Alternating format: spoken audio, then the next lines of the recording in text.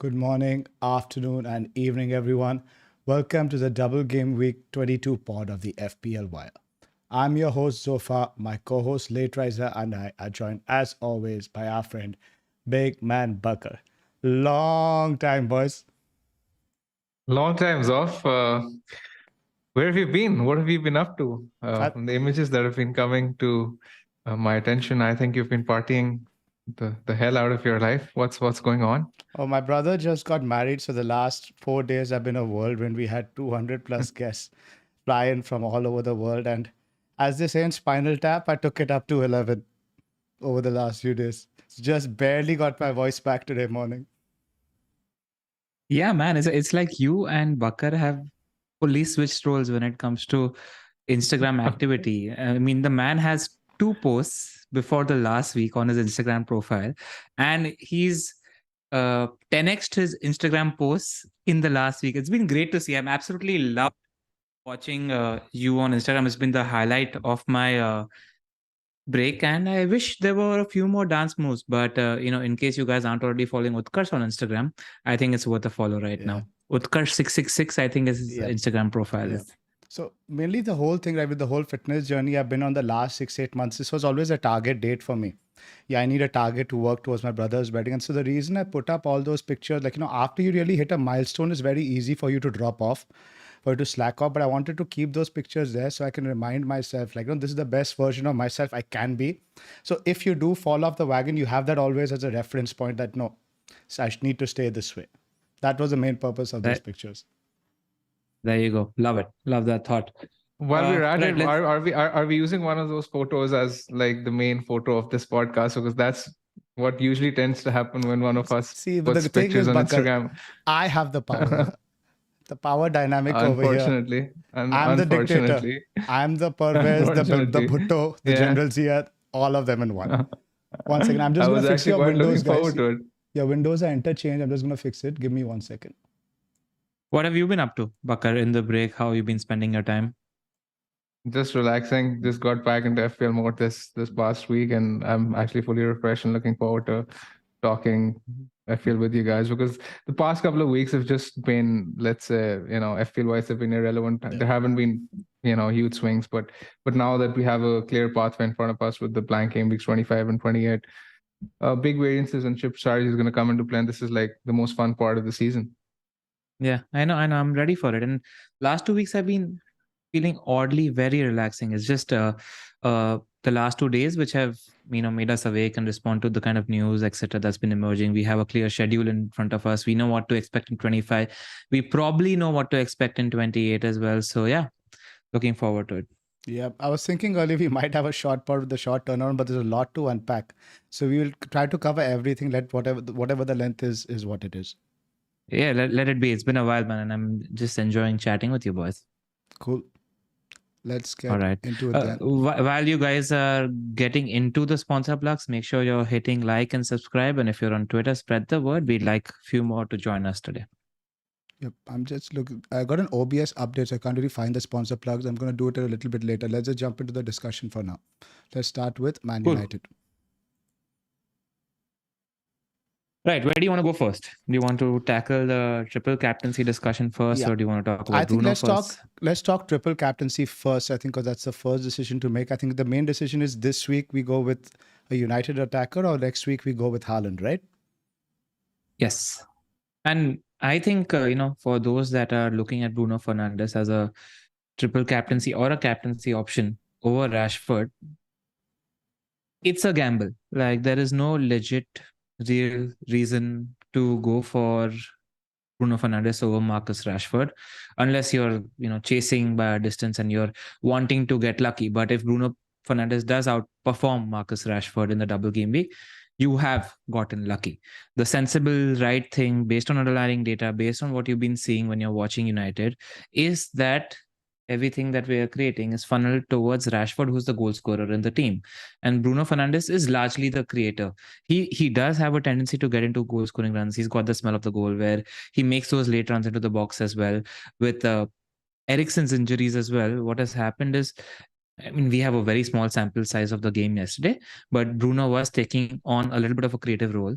But again, yesterday isn't a proper indication of what's going to happen, because what happened is when on the 60th minute, Rashford, Martial and Sancho came on, Sancho played as the 10 and Bruno played on the right wing, and Ten Hag was asked about this. And he said that he wanted to see how Bruno plays on the right, and he offers a few problems. And Bruno's played on the right a few times in the past. Even in the first 60, when Bruno was playing as a 10, he's primarily a creator, but he's the first person to come into the box if the ball is getting played on the wing. So he will be the points, but majority of the goal scoring chances are falling to Rashford. So if you're going to captain somebody, the right rational thing to do is go with Rashford. I don't feel the Bruno captaincy. Bakar? Yes, but are you feeling the triple captaincy? Okay, fine. I'll just give my opinion so that we are clear in terms of where I am. So when I was thinking about triple captaincy last week, I was like, I'm not really feeling the United and the Rashford triple captaincy. And the main reason for that is the simple thing that Erling Haaland is probably the best FPL asset we've had in the last 6-7 years. We haven't had this great an FPL asset. City won against Arsenal as well, so there is no cup replay for Man City as well. So the schedule is pretty chilled out. They have a big gap before the home game against Villa, followed by the game against Arsenal. Now, I don't think the home game against Villa, I mean, Haaland can basically brace or hat trick in any game. The fixtures don't really matter that much because City play football in such a way that the chances are funneled towards one guy and one guy only, and that's Erling Haaland. And we saw that, he doesn't take much for him to brace or hat trick because the chances that City create, the high chunk of XG falls to Haaland. And even the Arsenal fixture, people are put off by the Arsenal fixture. I think it's a must-win game for Guardiola. I don't think he's going to sit back, and I think Pep is going to have sort of like a war mind space in those City players because it's a must-win game for them. It really is. So, and the United game showed that Arsenal can be got at. So, from an attacking point of view, I don't think Haaland is a bad triple captaincy option. Now, I'm citing these points down because I'm still debating the whole thing internally right now. So this is where Haaland is where he can brace. I have no doubts about his expected minutes. I'm expecting 160 plus minutes comfortably. If City are like 2-3-0 up against Villa in the 60th, 65th minute before the Arsenal game, that's when he's going to get subbed off. I expect him to start both games. With Rashford, again, expected minutes is not a problem. It's a Saturday, Wednesday, Sunday turnaround, which is pretty comfortable. He played only 30 minutes yesterday against Forest. So expected minutes, not a problem. I am not sure he has penalties when you're weighing up factors where Haaland 100% has penalties for City. I posted a link to a video. Thanks, Jazzy, who sent me the link to that video, where the last penalty which United won against Everton, Rashford took it. But Hennessy gave the ball to whoever the keeper was for Everton, gave the ball to Bruno first.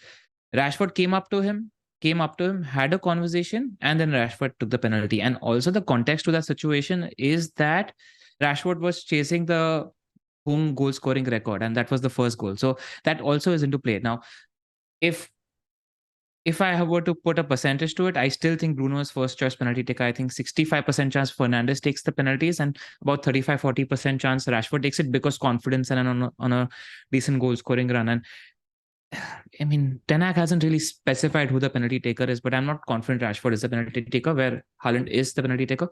A couple of smaller factors that come into play is how high Rashford's floor is. Again, expected minutes are high. You get one extra point for a goal for a midfielder. And out of the two home games against Palace and Leeds, you expect that United keep one clean sheet. That's one additional clean sheet point, if not two. So you think even if Rashford plays, the floor is like 5 or 6 points. That's a very high floor.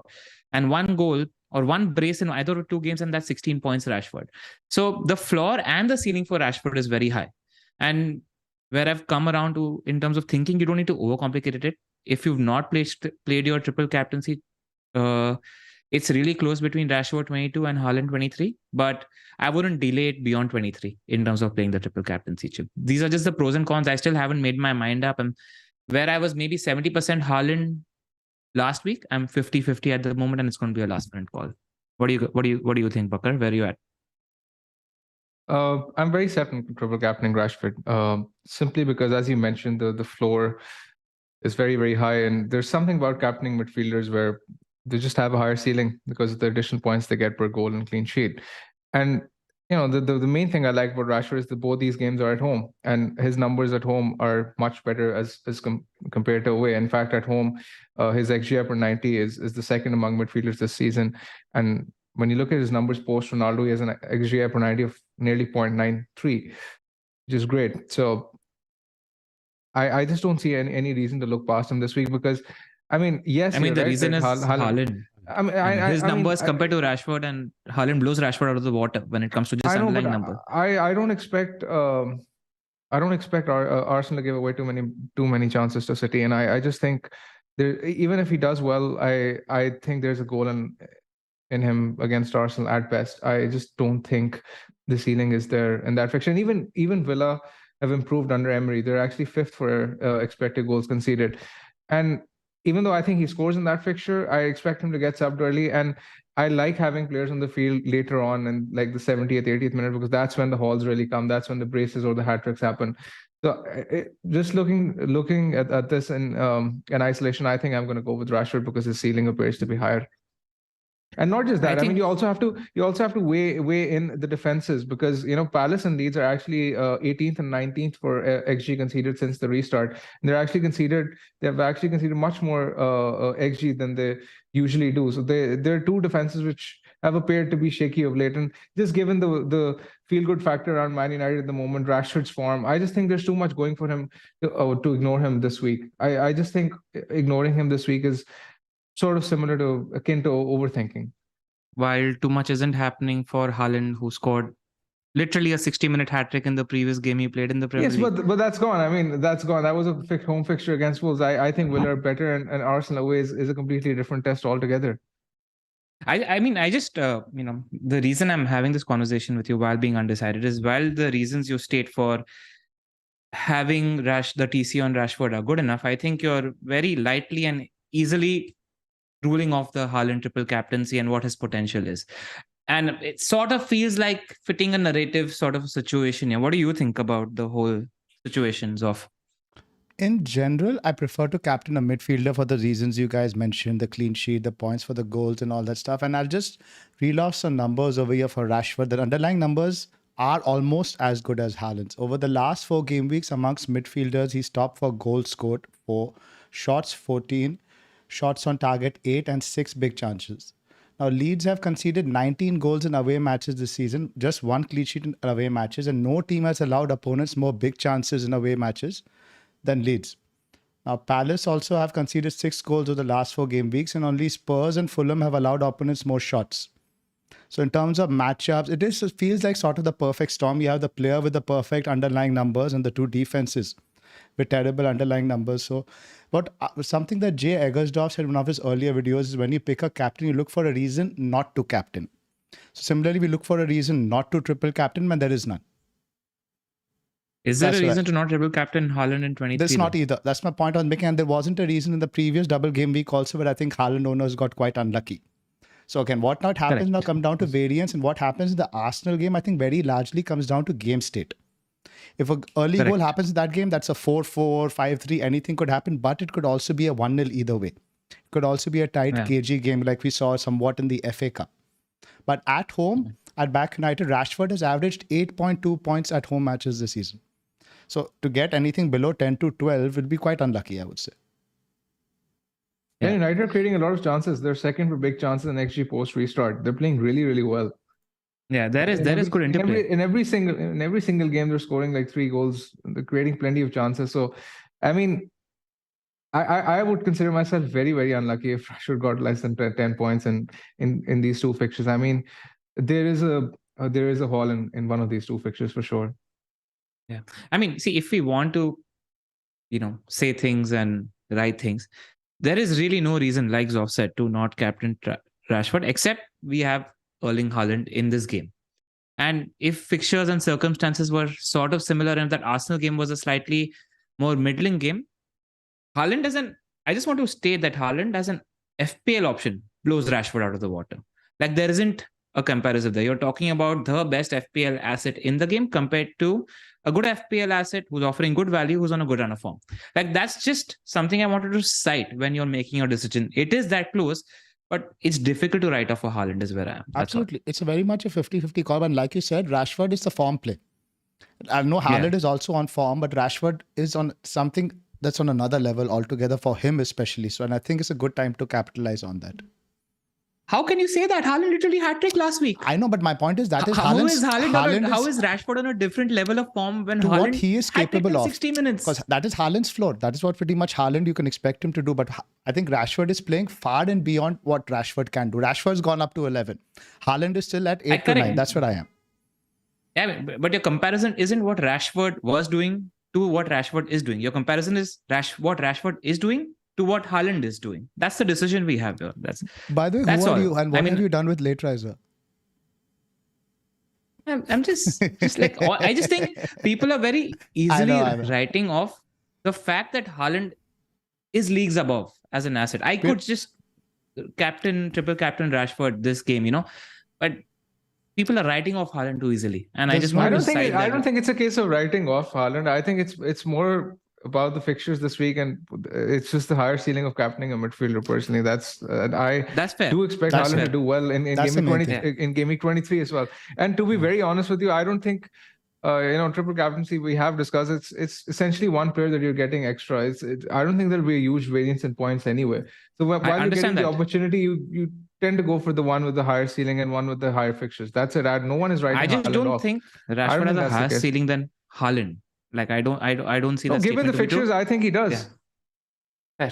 But I just think it's our responsibility as podcasters to cite you have to play the devil's advocate. How good an option 23, how good an asset Haaland is in 23. That's all.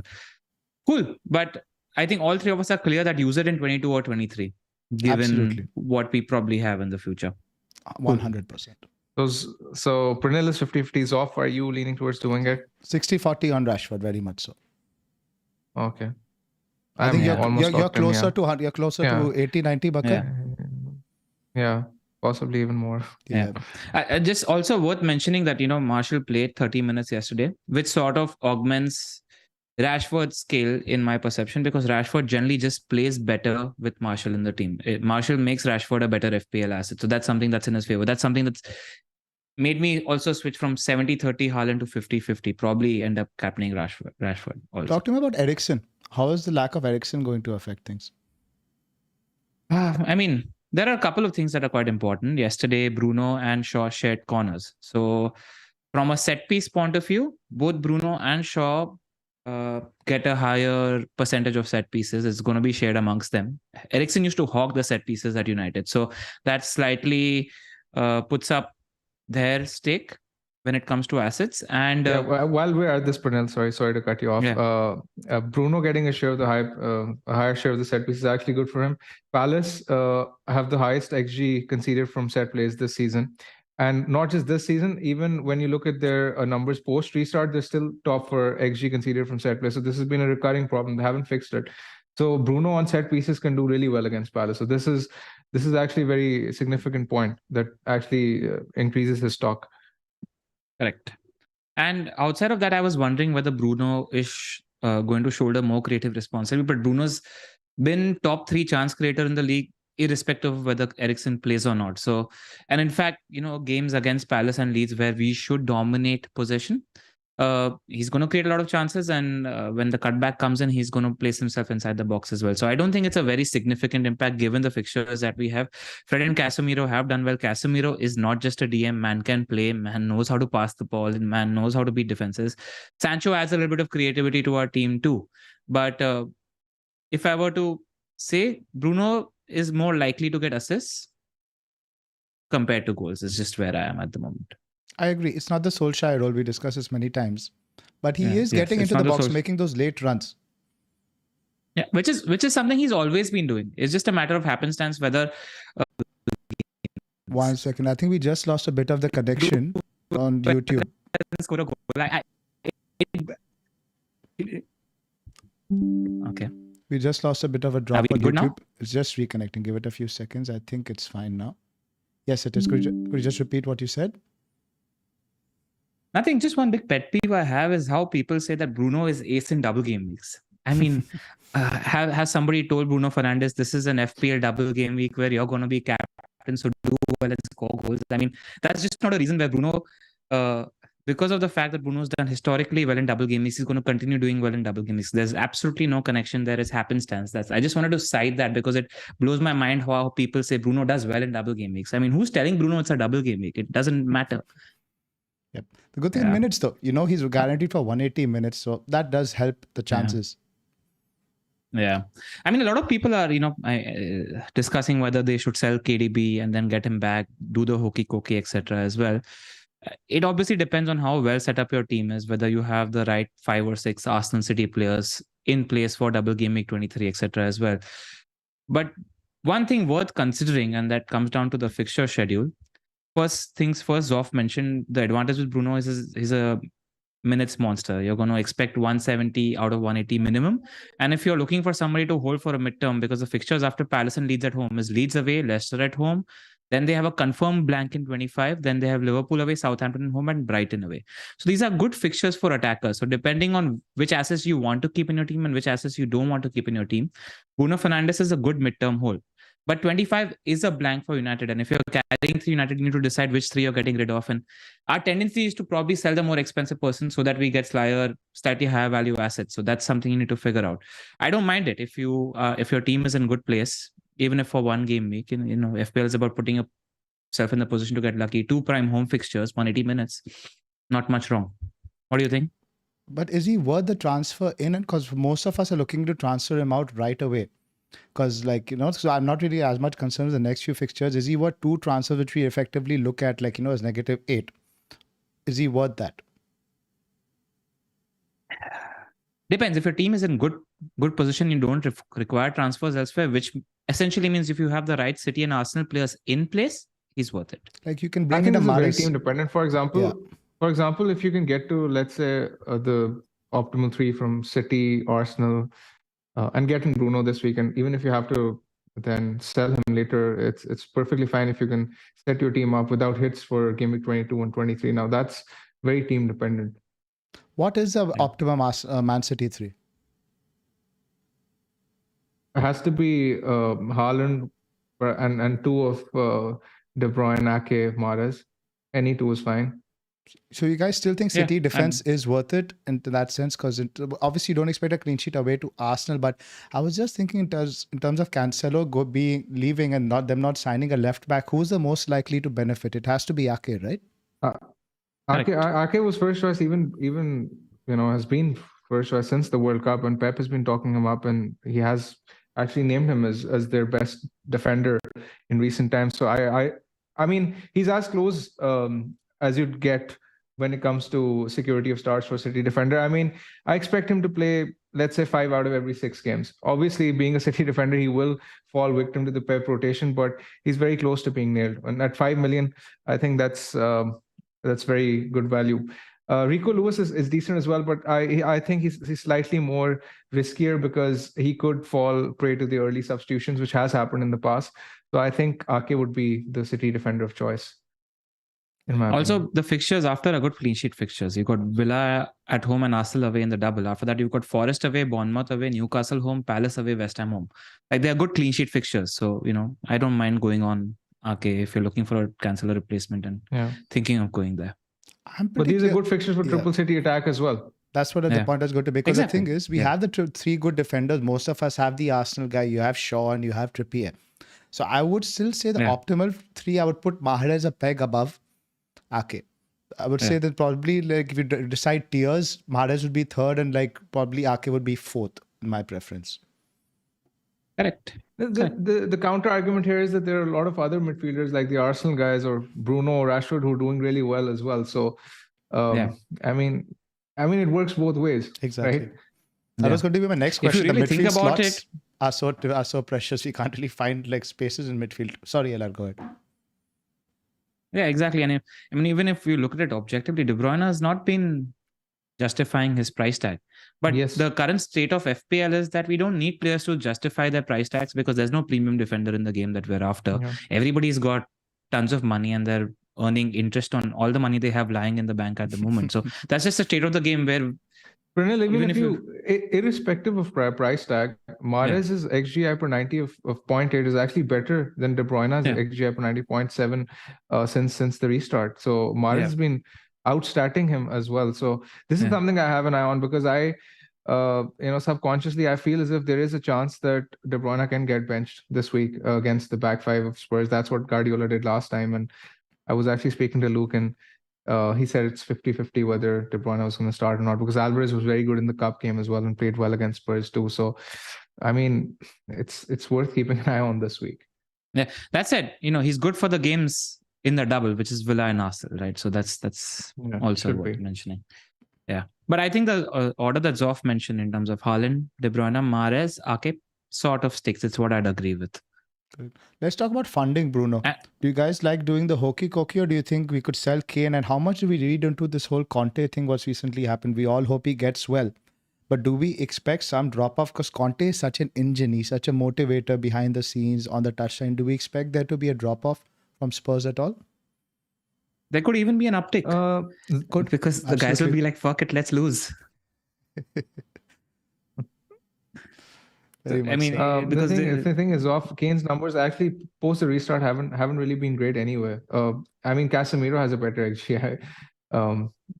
So I mean, I'm personally looking at selling Kane because the choice has been De Bruyne and Kane, and I think I'm gonna keep De Bruyne because he has 3 fixtures as opposed to 2 for Kane in the next 2 game weeks, and then Kane has City this week and then Chelsea coming up as well. I know after that his fixtures are great, but I think there's also the fact to consider that Krellin thinks that there's a decent chance of Liverpool doubling in 25, and should that be the case, then you probably want that premium midfield slot for De Bruyne in place. So I mean, in these 50-50 situations, these are the small things that really tend to matter, which is why I'm sort of leaning towards selling Kane, even though I'm relatively uncomfortable doing it when he has some decent fixtures coming up. You'll be selling for Nketiah? Yes. Nketiah is the one I'd go for. Yeah, I was thinking of that as well, but seeing Jesus out training on the grass has me slightly concerned. Now, we're not expecting him back right away, but we do expect to see him around game week 25, and we'll be carrying quite a few passengers by that time, right? Because you obviously will have some other guys who blank. We'll listen to Arteta's comments regarding it, but having read what he's historically said in the past, he's been saying that he's going to be cautious with Jesus, and I don't think realistically there's a chance that he comes and starts against Leicester in game week 25 straight away. I think it will take him a bit of time, and there's a lot of football to be played between now and then. I mean, there's almost like 1.5 2 months. So I don't think it's going to influence my decision to pick Nketiah. His numbers are bonkers, Nketiah's. Possibly the best thing, and what I like, it doesn't take up a midfield slot. You can obviously then accommodate somebody like Mahrez in midfield instead of if you go for a second Arsenal mid. So that's what I like. Seven big chances since the restart, while all the Arsenal mids cumulatively have 3, and he's the best for non-pen XGI per 90 as well, even better than Haaland since the restart. So his numbers are beyond incredible. I will admit though, he was my first choice Arsenal player until I read the news that he's back on the pitch, because now it's about spending your transfers, and we're all very likely going to dead end our team in game week 28. Now it's worth noting that the 3 Arsenal guys that you have, you're essentially going to hold until game week 28. Arsenal have a great run of fixtures right until 28. They don't have any blanks. So you want to make your bed with the 3 Arsenal guys that you're going in with. Now, the problem in terms of going ahead with an Nketiah is that maybe not 25, but 26 or 27. Are you spending a transfer, removing Nketiah and getting an Arsenal mid, for example, or getting Gabriel Jesus? And are there other teams and players to target at that time where you're sitting comfortably with the 3 right Arsenal? Not like Odegaard and Saka or even Martinelli are bad picks at the moment, right? Where the threat to rotation for Nketiah is slightly higher. If that didn't exist, if Jesus was not in the picture until 27, 28, he is the right player to Nketiah is the right player to get in right now. But the news yesterday did have me pausing, and I want to see what Arteta says in terms of when Gabriel Jesus is expected back, because it's not like Odegaard and Saka are bad picks. So that's where I am at the moment. Should we jump into before we jump into the Arsenal discussion, let's just touch upon Leeds a little bit, because I think we've covered. I think there's a couple of things with regards to United, because people had a few questions, so I'll just tackle them. Yeah. I'll just tackle them one by one so that we're done with United once and for all. People were asking me about looking at Antony and whether he was an option. The fact is that Jadon Sancho played 30 minutes yesterday, and he's a legit threat to Antony's expected minutes, which is why it just makes him a no-go option at the moment. So when you're looking at United midfielders, it's either Bruno, Rashford it's a must-have. You make sure you have Rashford in your team. And outside of Rashford, it's Bruno or nobody else. Wout Weghorst isn't an option because Martial played 30 minutes yesterday. They will share minutes. If you're somebody like me that owns Anthony Martial, because I have that dilemma whether I should sell Martial and convert that third United spot into Bruno, or whether I should hold Martial. Now, my expected minutes for Martial in the double game week is 30 in one game and 65 in another. So you're looking at around 95 to 100 minutes of Martial versus 180 minutes of Bruno. And while you're doing that, you have to weigh in the fact that you're going to sell a United attacker in 25 anyway, because United blank in game week 25. So I don't think the restructure, spending an extra transfer to get Bruno in place of Martial is worth it as things stand.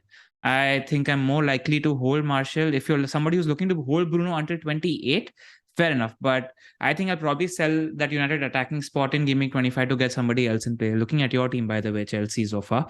But that's where I'm with the Martial Bruno. I think if you have him, you hold. And it also depends on which Arsenal players you're targeting and which City players you're targeting. If you are somebody if Arteta says that, Nketiah is far away, if Gabriel Jesus is far away and you're not expecting him to come by the time Game Week 28 also comes around, then Martial to Nketiah and then converting a midfielder to Bruno makes more sense, because then you're holding on to Nketiah for a longer duration. So that's where I'm at my dilemma, and I don't think Martial's a bad hold at the moment. And then you get rid after the double if you want to. Agree. I agree with everything you said. Yeah. That's it with United. A few people were punting or looking at punting on Wan-Bissaka. Worth mentioning that Dalot did train this week, so he's not a good long-term move. Avoid. No double defense, right? No double defense. I mean, if you were going double defense, go Shaw or De Gea or maybe Lissandro Martinez, but then we have a condensed schedule. So if you're touching any other defender, because Ten Hag does rotate his CBs, because we have a cup tie against Barcelona, which is a two-legged tie. So you expect maybe the first choice to play in the Europa League. So that's a little bit of a worry. So it's De Gea, Shaw, if you want to touch people in defense. Outside of that, Bruno, Rashford, and Martial, don't buy. Definitely don't buy. But if you have, I think it's a decent hold. Cool. Move on? Yes. Right. Not much to talk about in Leeds. I think there's, from what I've read, the rumors of a Rodrigo injury. Is that right? Yes. Yeah. So somebody like Nonto appealed to you guys? Yes, I think it's worth mentioning. When it comes to underlying numbers, Nonto is second for all the goal-specific stats since the restart. And, I spoke to a couple of Leeds United fans, shout out to FPL Rhinos, who I trust. And they are like, the sky is the limit for the talent of this player. And what I also like in terms of if you're bringing Nonto in, to restructure your funds, etc. One good thing is Nonto has Southampton at home in Game Week 25, which is the blank week. So he covers that spot. So if you're getting him in, you're getting him an extra game now, and you're getting a confirmed game, which is a good game in Game Week 25 as well. So from getting the right pieces in place point of view, Nonto isn't a bad punt in my opinion. But go on. Yeah, not just that. Nonto has, Man United in Game Week 24, but when Nonto has Man United, Andreas has Forest at home in 24. So those with Andreas can play him. I don't think Nonto long term is a perma play, because Leeds these days they aren't creating too many chances as they usually do. And Nonto's numbers are the best in Leeds, but overall Leeds don't seem to be creating that much anyway. So I like him as an 8th attacker long term, but I think I don't mind bringing him in, because for the next 3 game weeks he can do a very good job, as mentioned. Yeah, and he allows a pretty smooth transition to a 3-5-2, which I think is what the preferred formation looks like as things stand. Honestly, when you're forward looking, and we're looking at United, Leeds in 22 and City and Arsenal in 23. Beyond that, the only teams that I think we're going to target strongly is if Liverpool has a double, then you need to think about how you're getting those players. And I think Chelsea is the team to target, because they have a great run of fixtures, and I'm expecting a very quick uptrend in form, because the wingbacks are playing now. Enzo is in midfield. You have Mudryk. I thought Felix was sensational, and he's a 7.5 forward in that Chelsea team. So, if you're watching teams for the next 3 or 4 weeks, I think Chelsea is the team to watch, because you want to scout that team for future planning. That's all. Quite excited about our prospects. Todd's been spending big. Yes, Todd. From what I've read, it's actually the other guy who's been doing the hard work behind the scenes, and he was the guy who didn't take no for an answer for Enzo Fernandez. What's his name? I know his last name is Begali, I think. Maybe a wrong pronunciation, but that's something like that. Yeah.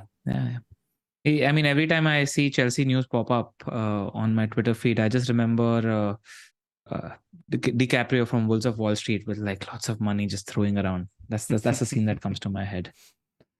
Yep. Cool. So that's where we are with Leeds United. I don't think we like any of the defenders. Rodrigo, anyway, even if he wasn't fit, the fact that Bamford is fit, the fact that they have another forward which they bought, who was, I think, a record fee or was very expensive for Leeds United. Sinistera's back fit too. So a lot of their players are coming back fit. So there was a quote that I read about Jesse Marsh where he speaks about how he likes having impact subs so that he can go full throttle for 90 minutes. So his expected minutes weren't really great anyway with these players coming back fit. So I'm a little cooler on Rodrigo as a pick. And you also have to take into account that Forest's numbers have improved from a defensive point of view also. They aren't the beat comfortably team that they were pre-restart. I think that's also something we need to take into consideration. Agree with you guys there. Let's talk about Arsenal a bit more, because I think their players also are in consideration, keeping in mind next week. Now, first off, do you bring an Arsenal guy mids in for somebody like Almiron this week? Because Almiron is West Ham at home. Arsenal against Sean Dyche is Everton. Maybe get a new manager home bounce. We don't know. What do you guys think about that? Do you bring in Arsenal players this week, or get 1 week of more data, 1 week of more observation to make sure you get the right guys?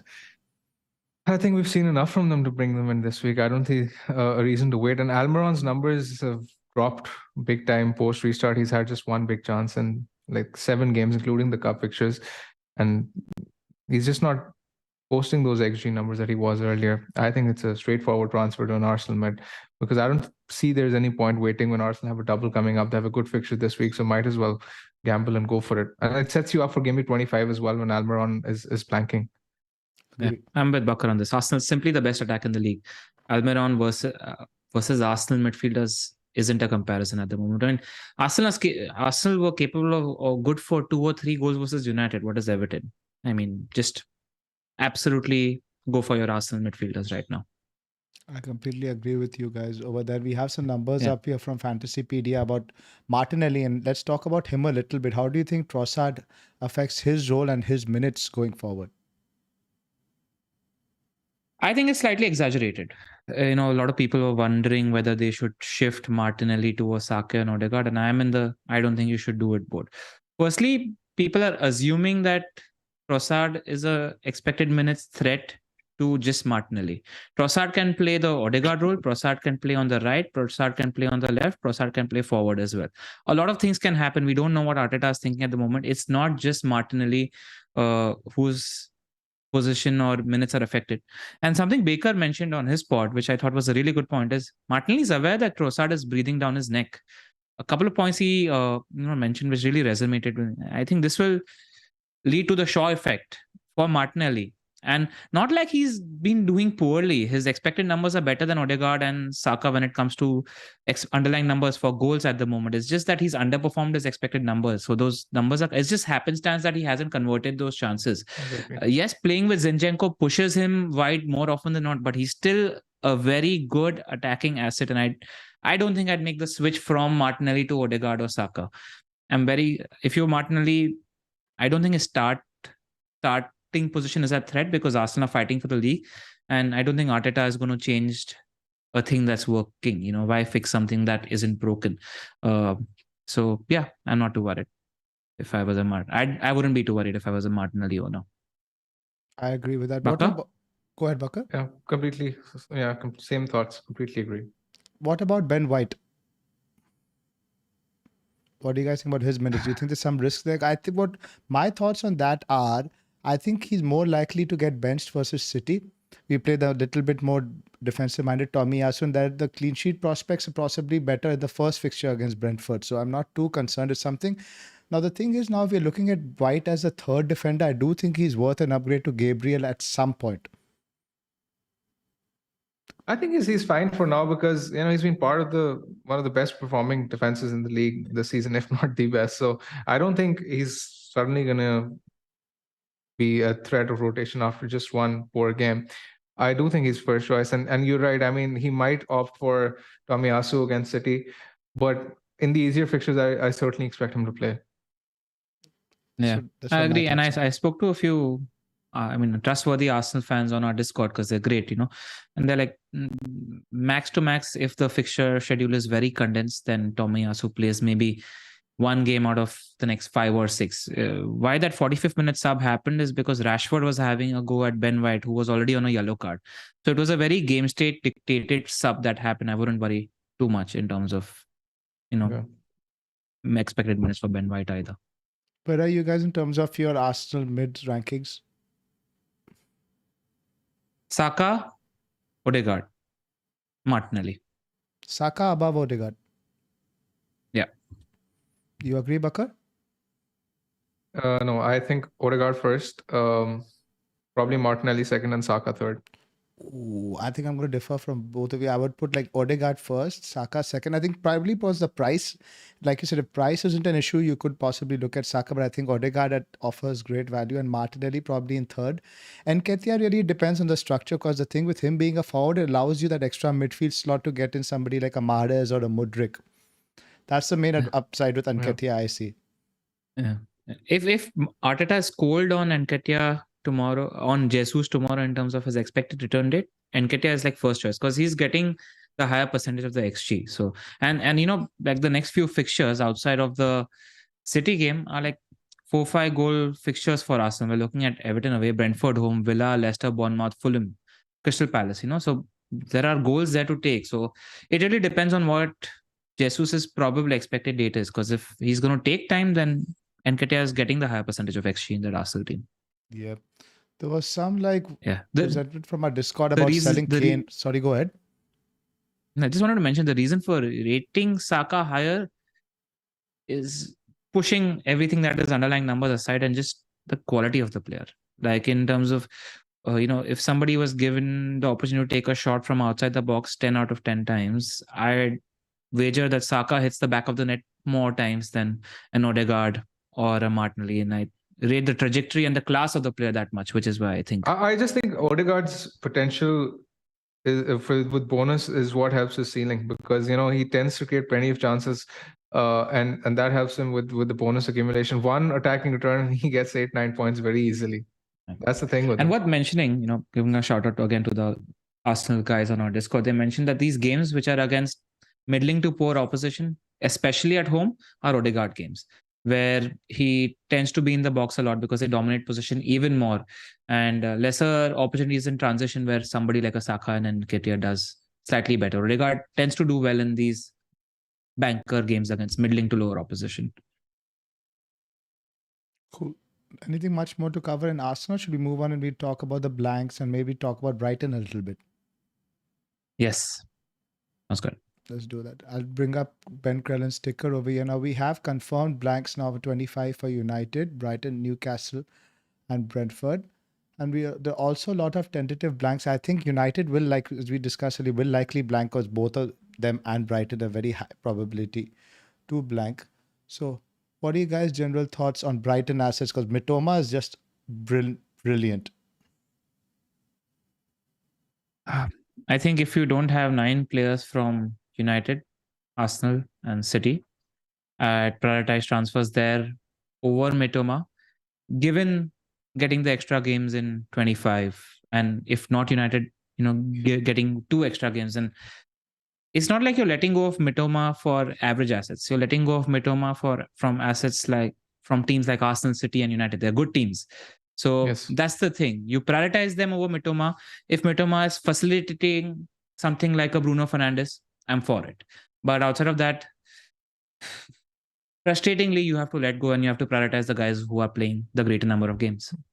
Yes, because it's not just that you have to prioritize getting these City, Arsenal, United players who have a double in 23. It's also that you have to prioritize getting playable players in 25. Mitoma doesn't fit both of those bills. And if you are buying Mitoma, it's not exactly the optimal thing to do, despite the fact that Brighton have Fulham at home and Bournemouth at home in 2 of the next 3 weeks. I just think if you have him, you keep him. But if you don't, then you should look elsewhere. Yeah, I'd agree with you. It's just that there are points there. We often make the argument, right? We often buy players who don't have the blank, but he could get 30 points in the next 3 fixtures. So it's not a completely bad idea. Again, it's about a matter of your play style. If you see the player there, you feel you're getting points, I wouldn't be completely against it, but it's a general strategy point. I do agree with you, boss. I just think if you're looking for an excuse to fund a Bruno Fernandes or a De Bruyne in the next 2 weeks, and take money out of some position which isn't really useful, then Mitoma comes into the picture. One of the best facilitators or value picks in the game. I'd agree with you guys there. What else do you have to talk about? Any Yeah. of the January signings to touch upon? You tell us, Zoph. I mean, literally, your team has been making the most amount of January signings. What's up? Any potential you see there? What's your instinct in terms of who the FPL picks from Chelsea are going to be? Just a guesstimate before we obviously do a deeper analysis on Chelsea in the coming weeks. Mudryk. I think we saw just glimpses of something against Liverpool. I think there's a lot he has to offer. He reminds me a lot of early Hazard, but just much faster. My gut is in everything that I'm inclined towards and most excited about is Felix. Because while Mudryk does a lot of the flashy stuff, I have a little bit of a doubt about his end product. And Felix is all end product in class. And I was really impressed in his performance before he got the red card. And yeah, I'm just excited for where Chelsea are heading. I think it's going to be a fun team to watch and very significant in the last third of the FPL season. Fair enough. Let's just go back to the KDB Bruno Hokey Cokey, because again, that's a question a lot of people just answer very clearly. Would you guys rather do the KDB Bruno Hokey Cokey or sell somebody like Kane? And let's assume that Arteta says that Jesus is still like, let's say, 40 days away. How would that change your answer? Okay. I mean, as long as Nketiah is there till game week 25, 26, I think I'm going to chance it with him. I think there are enough points in him in the immediate future for us to start worrying about Jesus. The second part regarding De Bruyne, Kane, I'm personally leaning towards selling Kane simply because, as I mentioned, KDB has 3 fixtures compared to 2 for Kane. Kane's upcoming, the immediate fixtures are tough. City and Chelsea in 2 of the next 4. And not just that, I mean, they're cheaper forwards. There's someone like a Mitrovic who has Nottingham Forest at home next week and Wolves at home in game week 25. And I won't be that surprised if Mitrovic came close to matching Kane in the next 4. With captaincy not really being an option, I think holding KDB makes slightly more sense as it sets you up for the possible double game week 25 as well when Liverpool might double and you might want Salah. These are just my thoughts. And I don't think there's any right or wrong answer here. But if I had to pick one, I think I'd choose to sell Kane. But I'm not entirely against the KDB to Bruno Hokey Cokey as well, especially if you can easily get to 3 City, 3 United, 3 Arsenal without hits in game week 23. I think I absolutely agree with everything Bakar has said. Completely. Not much more echoes my thoughts. Not much more to add. Then let's talk about Cancelo a little bit since we are talking about... Go ahead. Before we move, because there's a lot of people who are allocating me that I'm trying to talk people off the Rashford triple captaincy. I just want to make it clear he's a very good triple captaincy option. I'm likely going to do it, but I think it's important to have a fair argument when you're comparing towards the two and not just because we're likely to do Rashford captaincy. I think we have to wait more closely, and that's why it's important to present arguments on both sides of the coin. That's all. Absolutely. We are just looking at both sides of the coin and we must discuss everything. Yeah. So we're not building any narratives over here. It's not what we do. Yeah. Yep. So right. Let's talk Cancelo now, replacements for him. Rather than so do you go to a City defender or do you go for a defender now who has a good fixture in 25 and 28? Now, I had a quick scan at the various teams. For me, Villa stood out possibly. The two teams, they're the teams that I think they have Everton away in 25 and Bournemouth in 28. At home. And any other guys, any other teams you guys have identified who have good fixtures defensively in 25 and 28? Depends on what Graham Potter says in the press conference tomorrow when it comes to the fitness of the Chelsea wing backs. But I quite like Badia Shelley as a shout as well. I've noticed he is in the box on set pieces as well. But because I think in a couple of weeks, all of us will want to buy Reece or Chilwell, whoever's fit in that team. So I think you want to try keeping the powder dry for that position because that's the standout position or standout pick that jumps out to me. Outside of that, you downgrade to Ake if you have to. Villa, like you mentioned. Sean Dyche's Everton could be a decent option. Our friend Danny's looking at Tarkowski at the moment. These are the guys, if you don't have an Arsenal defender, Gabriel is a good shout as well because the fixtures for Arsenal are good as well. But my favorite is keeping the powder dry for a Chelsea option. I would like that. I think I think the straightforward answer is Ake if you don't have Triple City, but if you already have Triple City, then I'd go to a Villa defender. And also, it depends whether that guy is going to be your third or fourth, right? Like if you're bringing in James and he's going to be a fourth defender, feels a bit overkill because you're always going to be benching either an Arsenal defender or a United defender, right? Yeah, but different quality of. I mean, but they're all Team good. They're all good Exactly, they're options. all premium defenses. They're all premium Yeah. defenses. My point is just like sort of like gives you a sort of benching decision you have to make every week. I agree that James' ceiling is probably higher than all of them, but in that sense, like if I was to bring in a fourth defender this week, I think the Villa guys are standouts. You mentioned Everton; they have Chelsea away in 28, which isn't ideal. Yeah. I was just hoping, since I've really been out of the loop, you guys could point me in a different direction, but I can't really find anyone better than Villa who we can say has good fixture in 25 Just- and 28. This is just worth pointing out. I was having a quick look on Twitter because Potter's press conference was half an hour ago. He confirms that James, Chilwell, Sterling, and Loftus-Cheek are in the Chelsea squad to face Fulham. So they're back. We are back. Just, I think that's where I'd lean to go, if not Ake. Fair enough. Prime fixture this week also Fulham at home, West Ham away, Southampton at home, Spurs away, Leeds at home, Leicester away, Everton at home. Best run out of all the single game weekers I've seen.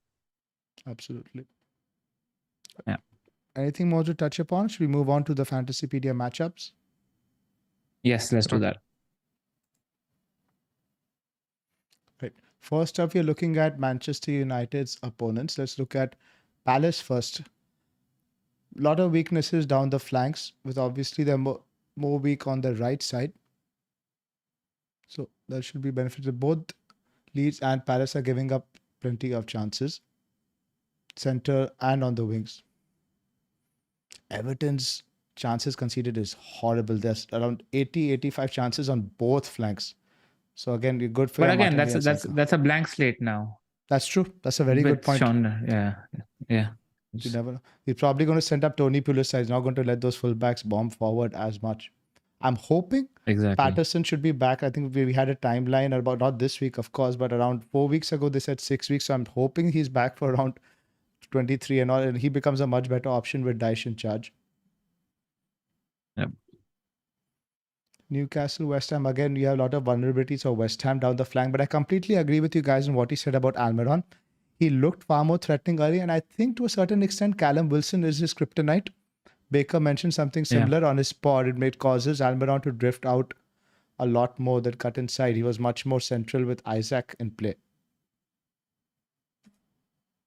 And then Agree. And Isaac has a yellow flag last I saw on FPL as well, so I don't know what the injury update is there. They've got 2 injury-prone strikers, and unlike Bakar, they've lost Wood.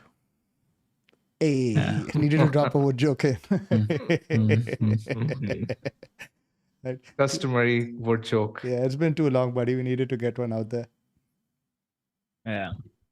And we know about Spurs. What's the latest on the dating front though, Bakar? I mean, I'm sure people are curious.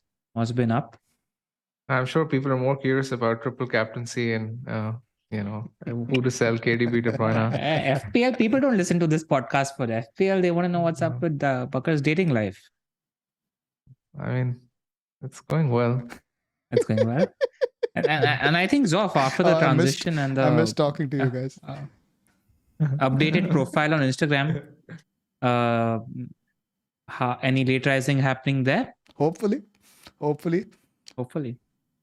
He's not saying no. He's not saying no, Bakar. I think this is something we need to follow up on. It's about time, Zoph. It's about time. It's about time, buddy. It's about time. Right. Let's discuss our teams. Yeah, let's go for it.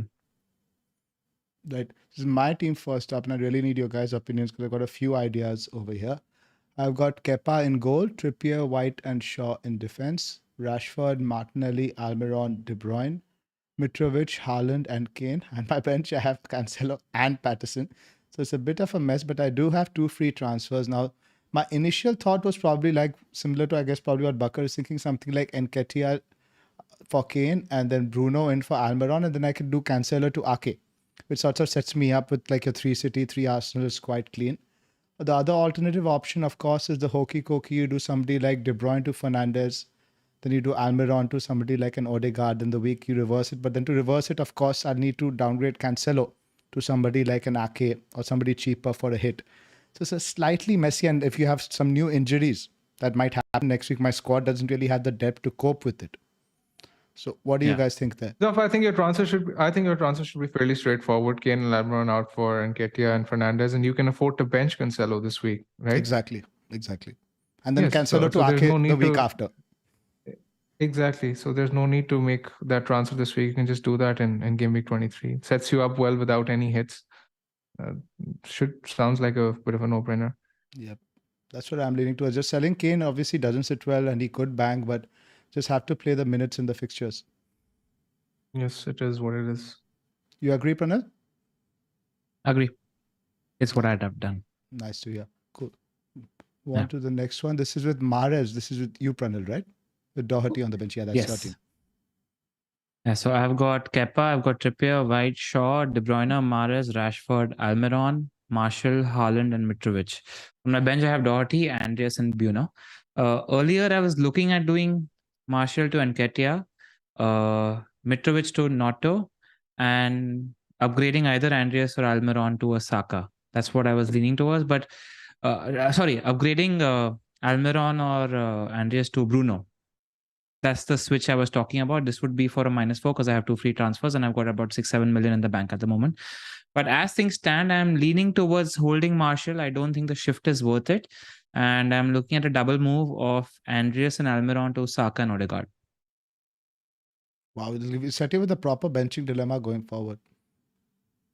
Because Mitrovic is useful in 25 at the moment. That's the conversation we had a couple of weeks ago in terms of squad flexibility versus going for Kane. And since I'm not using up the funds on Kane, I have just money lying around waiting to be used for the squad purposes. That's all. So I'm using it to maneuver my way around the doubles and the blanks. Yeah, you still have the premium mid there. So in case we do want Salah, let's say if Liverpool double gets there, still not a bad structure per se. And it's, Martial or Mitrovic down to a Nonto is one transfer away to fund things at any point, So that's where I am with the thinking. Fair enough. Bakar, anything to add here? Yeah. Nope. I think it's a fair strategy. Yeah. The only thing that could potentially change is instead of selling maybe Andreas or Almiron, I sell Mitrovic tomorrow based on what Arteta talks about necktie. Right. Your team, Bakar? Because I do prefer him. Yep. We all do. I think we all do like the underlying numbers will be listening to what Arteta says tomorrow very closely. Yeah. Yep. Your team, Bakar? I have Kepa, White, Trippier, Shaw, Martinelli, KDB, Almiron, Rashford, Mitrovic, Kane, Haaland. I already have Ake on the bench, Andres and Patterson. So I'm looking at selling Kane and Almiron for Bruno and Nketiah for 2 free transfers. Do you guys think I should do anything else? These are the 2 moves that stand out to me. Makes sense. We'd have pretty much the same 11 then. So I'd agree with you. Yeah. I already have Ake. You'll probably buy him next week, as you always do. Tend to copy follow my you. team. Yeah, to follow you. Yes. I had Ake first. So yes, you did. Yes, you did. This is proof. This is living proof of the fact that Zoph is. Yes, absolutely. I bought him in game week 20 actually. Yes. So yeah. Cool. Any thoughts, Pranal? No, I agree with what the plan moves are. They seem fairly obvious. Not much to add. Okay. The other option is to possibly sell De Bruyne and maybe then get Mahrez or De Bruyne back next week. But as we've discussed earlier, I just think selling Kane works better. Correct. The thing with Mahrez though, right? Because I do expect him to start these 2 games, but then the fixture congestion starts with the Champions League. Mahrez doesn't feel like a long-term hold. He's definitely a very, very good option for the double. But again, it's not a long-term hold. He does seem as a transfer you're committing going forward. Yeah, but he's on par or probably has played more minutes than De Bruyne since the restart. There is less competition for his place at the moment. Bernardo's the only one who can play in his position, while Phil Foden is still not in the equation. That's where we are. But you're right. But we should mention the De Bruyne comments in case our viewers has missed them. Pep has mentioned that De Bruyne now he's going to see less minutes against teams with very deep blocks because he wants to have more players in the box. That's the point we were mentioning about De Bruyne. Correct. Cool. Let's move on to a quick Q&A. Yes, before we move on to the Q&A, just a couple of plugs, guys. There are about 950,000 of you watching this, and we just have 185 likes. So if you guys like our work, it's not very difficult to click on the like button and the subscribe button. We're at about 22.7 subscribers as well. It'd be nice to get to 25k subscribers soon. So, if you could just click on some buttons, and if you really, really like us, maybe you could spread the word on Twitter as well. And if you want to interact with us some more as well, all three of us have a Discord channel, which you can join by either becoming a member on YouTube or supporting us on Patreon. All the content we still do is free, but it's just a great community with people discussing FPL all the time. And I keep mentioning it every time. Join the Discord, not for us, but the community that exists there, because people are really helpful and nice, and it's a safe space. Right. And we are also sponsored by Fantasy Football Scout. Do sign up for membership using the link in the description below. Right. Let's start the Q&A. Yes. We have a question from Rohit Cherian. Sell Anthony for Bruno? No, I wouldn't do that, Rohit. Stick with the bet you made, because I think come game week 25, you're going to sell your United attacker anyway. I wouldn't make that switch. No Brain Just Team is telling you, Bakar, that he has the same jumper as you. Quite interesting. That's interesting. Yeah. Varun is asking you, Zoph, are you planning to remove KDB soon with the Pep comments? Maybe going forward, I think I might. I'm waiting to see an upturn from Liverpool. I need Salah to show me a little bit of ankle. I'll probably go back there. Yeah, it's worth noting, while we're talking about Salah, that his stats have fallen drastically. He hasn't gotten the points as well, but just worth noting that, last season he was taking 4.5 shots per game, and his NPXG was 0.62. The first 16 game weeks of this season, that 4.5 shots fell down to 3.65, and his 0.62 NPXG fell down to 0.5. Since restart, his shots have gone down to 2 shots per game, and his NPXG has gone down to 0.39. So those underlying numbers are quite worrying at the moment. Just wanted to cite those stats out because I had them. We have a couple of super chats, guys. First one is from Christopher Korn. Thank you so much. Great show. Would you bring in Bruno for KDB and then bring in Mahrez for 23? This would obviously give me a stronger overall squad. I actually think, because of what Bakar said, where Mahrez looks likelier to play the game against Spurs, bring in Mahrez first. And no, what he's talking about, KDB. He wants to move out KDB first to Bruno, and then instead of moving back to KDB, move to Mahrez instead. Yeah, that's a decent shout. Yeah. I think even reassess that after KDB. This week. But I think for the double, if I had to pick one, I think De Bruyne is possibly a better option. For this week, I think Mahrez is a better option, though. Agree. So you can take a call also after this week, but I'd still bring KDB back over Mahrez. We have Nehal, who's been a member for 6 months. Thank you, Nehal, for supporting us. He's got 2 free transfers: Bruno to KDB, Hoki Koki, and next game week should he do Martinelli to Saka and Mitro to Nketiah. We'll give triple attack with Ode, Saka, and Nketiah. I still think Martinelli to Saka is a move you shouldn't really make. What do you guys? How do you guys feel about that? And especially for a -4. Yeah, I think it's unnecessary. It's a luxury transfer. If you have a transfer which you're not planning to use everywhere else, I do think it is an upgrade. Is it worth a -4? No, not a -4, but if you have it's a luxury move. You only do luxury moves if you have another transfer you're not planning to use anywhere else. Yes. Vishnu's asked an interesting question. Is Pedro Porro an option? Very much. Heard really, really good things. The underlying numbers are really good. Nailed on Spurs wingbacks are always a good option. So, yeah, a couple of games where he's starting, he looks good, and I think we'll all be there. Good fixtures after a couple of weeks for Spurs, if I remember right. Correct. After game week 26. Yep. That's it for today, guys. A short turnaround as well. So, don't want to drag the... Yes, fair enough.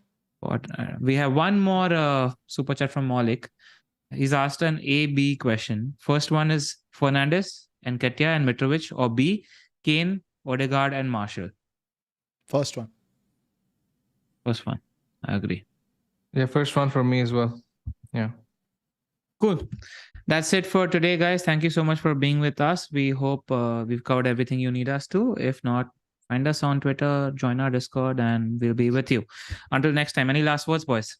Nothing much. It's been such a pleasure catching up with you, boys. I've never been so out of sync with FPL and really haven't checked any scores, anything for the last 10 days. But talking to you guys has got my head back in the game. So thank you for that. Been great, Cheers. great chatting, Zoph. And All keep right, those guys. Instagram posts Good coming, luck. Zoph. I've really enjoyed them. Cheers. Will do. All right, guys. See you All right. again soon. Yes.